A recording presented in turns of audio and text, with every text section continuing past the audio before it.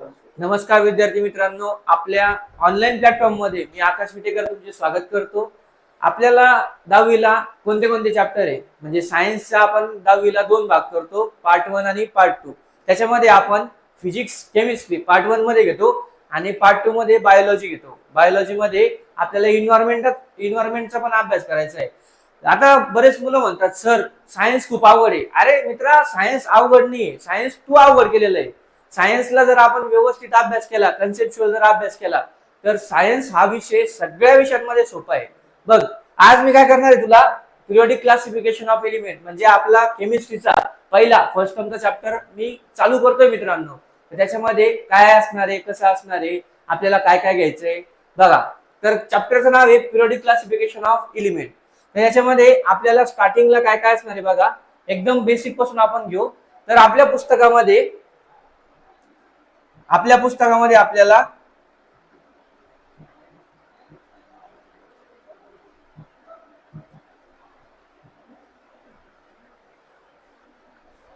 बघा मित्रांनो, आपल्या पुस्तकामध्ये आपल्याला स्टार्टिंगला 3 क्वेश्चन दिलेले. 3 क्वेश्चन मध्ये कोणते? What are the types of matter. अरे तू लहानपणापासून शिकलाय मित्रा, काय मॅटर म्हणजे काय असतं? सर मॅटर म्हणजे ते का जे गल्लीत होतं ते नाही बाळा.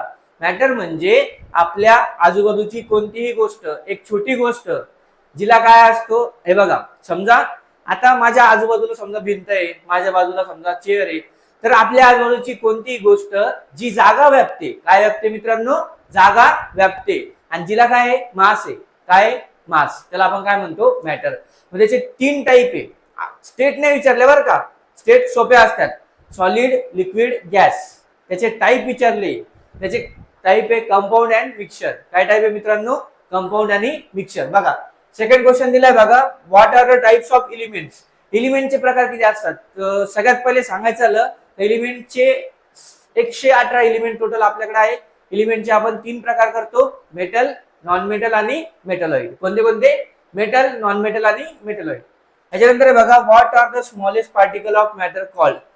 मॅटरच्या सगळ्यात स्मॉलेस्ट पार्टिकलला आपण काय म्हणतो? मॅटरच्या सगळ्यात स्मॉलेस्ट पार्टिकलला आपण म्हणतो ऍटम. ठीक आहे. एक भन्नाट एक्झाम्पल सांगतो मित्रा. बघा काय असतं माहितीये का, मी समजा एक कांदा घेतला किंवा समजा एक ऍपल घेतलं आणि मी तुम्हाला ऍपल दिलं आणि म्हणलं त्याचे पीस करा म्हणजे त्याला कट करा. ठीक आहे. तर तुम्ही काय करशाल? 2, 4, 8, 16 असे त्याचे काय करशाल? तुकडे करशाल. बरोबर. आणि एक कंडिशन अशी येईल, त्याच्यानंतर ते ऍपल कट होईल का? नाही होणार. बरोबर. आणि तुम्ही मला काय करशाल? ते ऍपल देऊन टाकशाल, सर आम्ही ऍपल कट केलं. आता मी तुम्हाला बळजबरी म्हणलं, मित्र बाळांनो हे ऍपल पुन्हा कट करा, माझ्या धाका मारे म्हणा किंवा माझं एक समजा मी सांगितलंय म्हणून तुम्ही काय करशाल? पुन्हा ट्राय करशाल, त्याला कट करायचा प्रयत्न करशाल. बरोबर आहे. कट केल्यानंतर तुम्हाला एकदम छोट्या छोट्या पीस मध्ये तो ऍपल भेटेल. म्हणजे ऍपलची अशी कंडिशन आली ज्याच्या पुढे तो डिवाइड होऊ शकत नाही. बरोबर.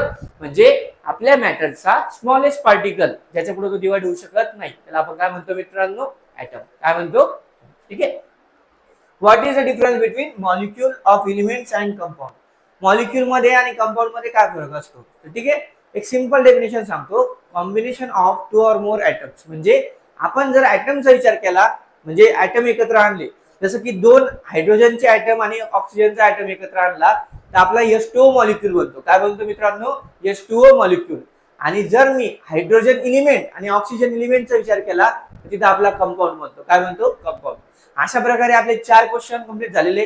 चला मित्रांनो, आता चॅप्टरच्या स्टार्टिंग मध्ये काय काय दिले बघा, कसं कसं असणार आहे. त्यांनी काहीतरी माहिती सांगितली बघा. माहितीमध्ये काय काय बघा त्यांचं मध्ये all atoms of element are of only one type. म्हणजे एलिमेंटचा जो आयटम असणार आहे ते काय असणार आहे? एकाच प्रकारचा असणार आहे. कसा असणार आहे? एकाच प्रकारचा. बरोबर आहे. आता मला सांगा, माझं लेकरू आहे ते कोणावर जाणार आहे? माझ्यावर जाणार आहे ना. बरोबर आहे ना.